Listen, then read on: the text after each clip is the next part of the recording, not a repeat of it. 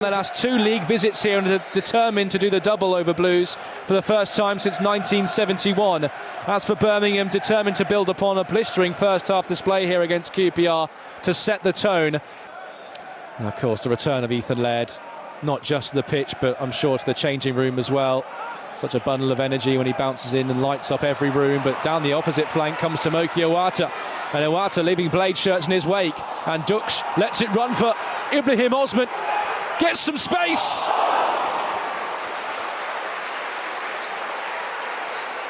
And is denied. I was just final touch coming off a Sheffield United man. Yeah, really good, strong build-up.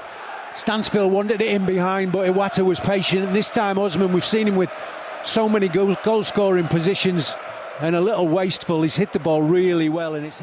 Roberts back to Iwata in the glistening sunshine, and then it goes all the way back to James Beadle.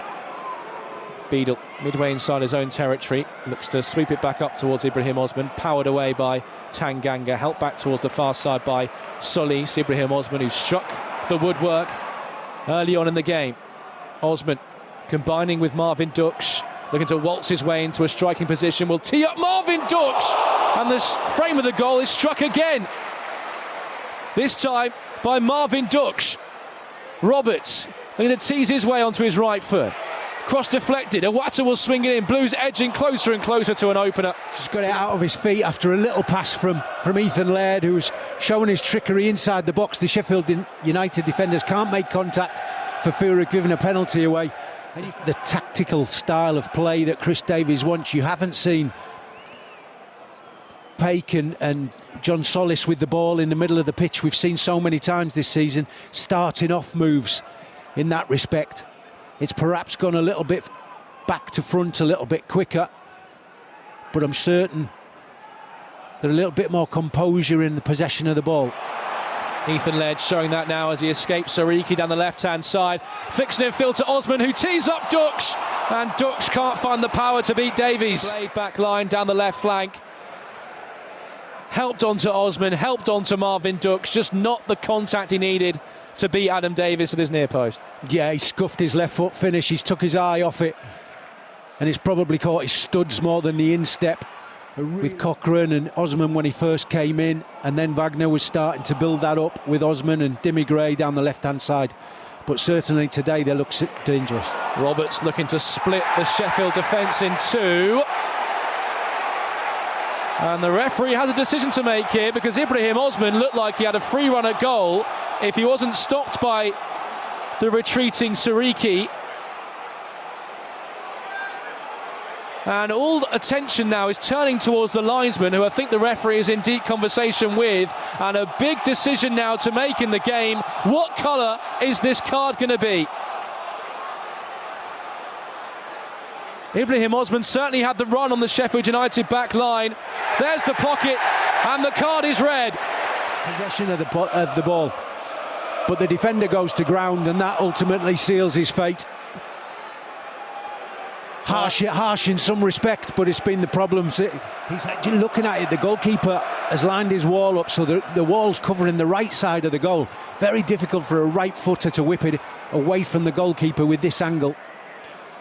So Femi Sariki sent off for Sheffield United, and Ducksch provides the full punishment in sensational fashion. It's another magic moment from Marvin.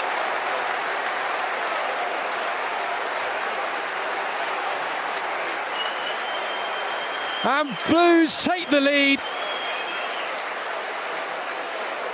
in sensational style from Marvin Ducksch. Well, clearly Marvin Ducksch is a free kick expert, because he stood on his own. It actually looks like the goalkeeper gets a fingertip on it.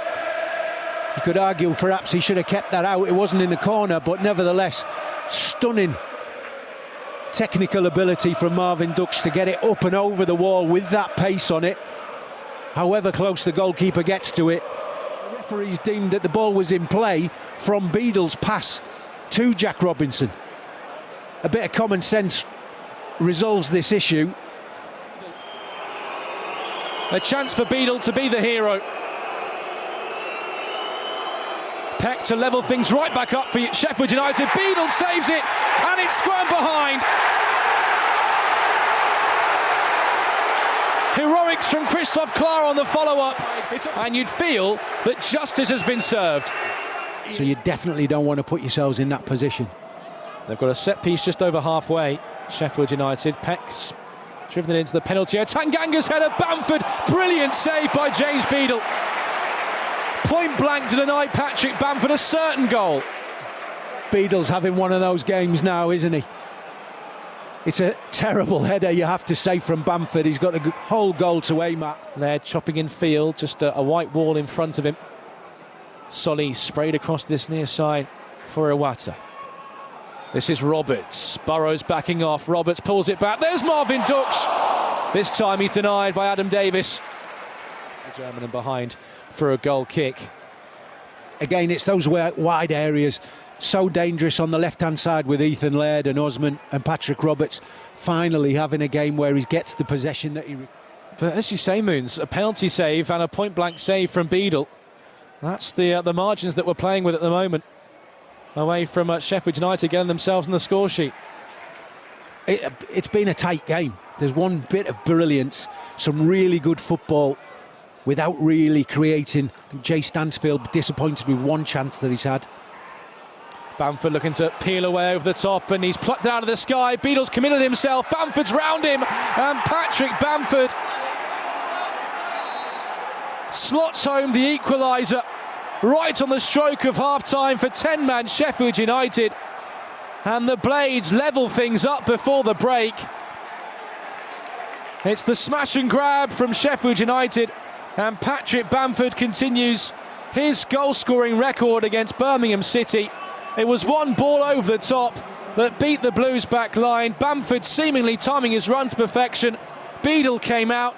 Bamford took it round the goalkeeper and slotted the ball into the empty net. And all of a sudden, despite the dominating first half that Blues have had, but for now, Paik or Roberts has Clara, Ducksch, Panzo, Solis to aim for in a really encouraging position. It's going to be Paik who's going to whip it in with pace towards that near post, and it's off the woodwork again. It was a driven ball by Paik towards the near post, and Ducksch stooped, but Clara, Vicente getting forward from right back, immediately in the thick of things, stands the ball up towards the far post. Nobody there in blue in the penalty area to take advantage. It will fall to Iwata, and this is Paik. Reverse ball for Demarai Gray, looking to purchase some room to pull the trigger, and Davis could get down in his near post to save. Yeah, you can see what Dimmy's plan is. As soon as he gets the ball, he wants to get inside on his right foot and get the shot away. His knowledge and experience certainly necessary in this situation. Then was his dead-centred.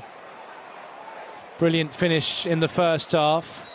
He's sharing the ball with Roberts at the moment. It will be Marvin Ducksch again. He's hit the bar again. Unbelievable. And Demarai Gray will leave this for Paik Sung-ho, and we've got just over 15 minutes to go. A quarter of an hour remaining in front of the Tilton. Space to hit it. Wastes the opportunity.